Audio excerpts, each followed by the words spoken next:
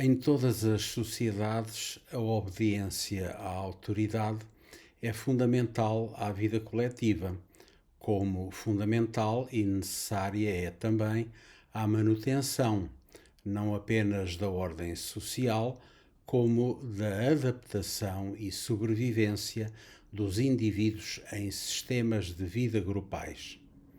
Olá, eu sou o professor Fernando Nogueira Dias, sociólogo e autor, e gostaria de partilhar hoje consigo alguns pensamentos sobre o tema autoridade e medo das escutas.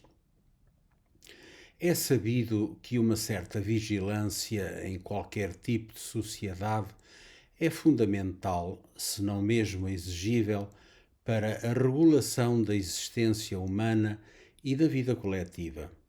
Para isso, as sociedades dotam-se de sistemas de vigilância suportados nos aparelhos jurídicos, os quais pautam a ação humana por sistemas de sanções, as positivas e as negativas.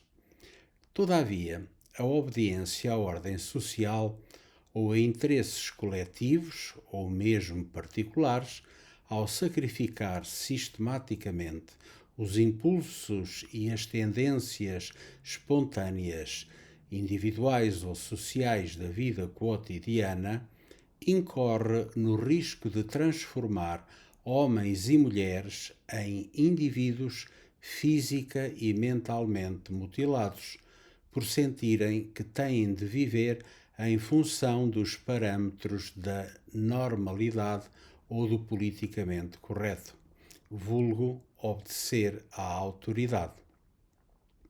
Autoridade que não tem rosto, como se de uma sombra se tratasse, abstrata e esfumada, nem sempre sabendo a sua proveniência, mas poderosa, exatamente por não ter visibilidade, nem dados pessoais que permitam, no cartão de cidadão, identificar os contornos particulares do novo Leviatã dos tempos modernos.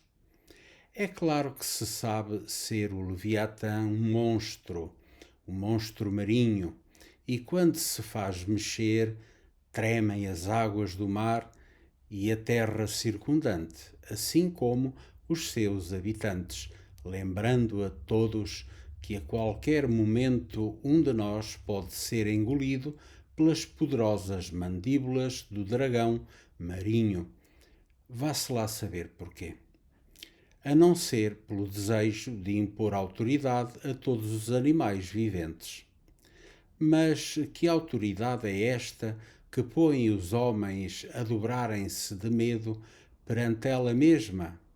E quem outorgou esta autoridade desmedida de rosto encoberto?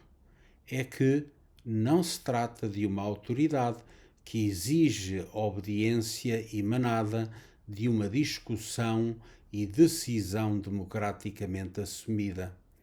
Também não se trata de um movimento coletivo que emocionalmente quer impor a sua vontade sobre uns quantos desprevenidos. Pois não.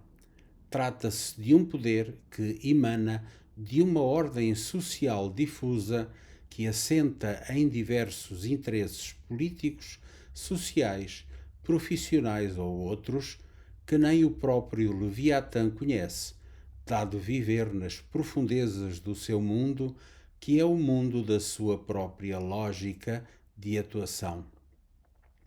A imposição da autoridade, por delegação ou sem ela, para se perpetuar ou para tirar vantagens do tempo e das oportunidades à mão, socorre-se da manipulação das emoções, como é o caso do medo comunicacional, que se espraia nos processos de comunicação, flutuando pelo conjunto de trocas processadas nos dispositivos eletrónicos, mecânicos ou de competências pessoais para além das câmaras de vigilância.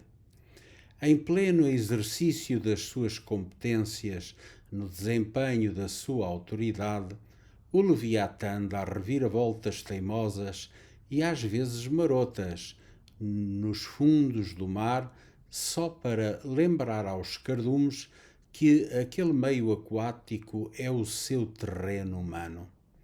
Face a uma autoridade que transpira medo nas profundezas da escuridão, mas também a céu aberto para que todos a reconheçam com temor, em Portugal, como noutros países, instalou-se o receio de falar ao telefone fixo ou móvel. Mas não só, também o medo de ser vigiado naquilo que se escreve por SMS, por e-mail ou pelas redes sociais passou a pautar os receios de não poucos indivíduos, visto saberem, por experiência existencial, que o Leviatã tem poderes próprios e autónomos que podem destruir a vontade dos povos ou dos que, por eles, são representantes. Já assim era em tempos passados, com a diferença de os meios e os procedimentos de vigilância serem artesanais e parcos. O medo das escutas nas comunicações, apesar das garantias atuais dadas pela Constituição Portuguesa e pela confiança depositada na estrutura judicial, está latente em cada um dos atores sociais que, descuidados, combinam por vezes entre si quem vai ser o próximo a pagar a rodada de bebidas do próximo encontro de escuteiros marotos. Alguns casos têm vindo a público, não deixam dúvidas quanto às escutas legais e ilegais, assim como às fugas de informação intencionais sobre pessoas e processos que, pela sua natureza, deveriam estar salvaguardados da praça pública e da má língua. O consumo do medo como algo de natural a que todos devem habituar-se, corre o risco de consubstanciar-se numa ideologia que se expressa como variante xenófoba de tudo e todos aqueles cuja identidade pessoal, grupal, comunitária ou mesmo nacional incomoda a serenidade majestática do instituído, mesmo que sem rosto para lhe apontarmos o dedo. O medo da ameaça continua desenvolvida por uma cultura e por um clima de insegurança a todo momento. Corre o risco de levar a que todas as diferenças e modus operandi e suas manifestações relativamente à matriz cultural e social imperante sejam vistas ou sentidas como ameaças e perigos constantes ao supremo bem nacional.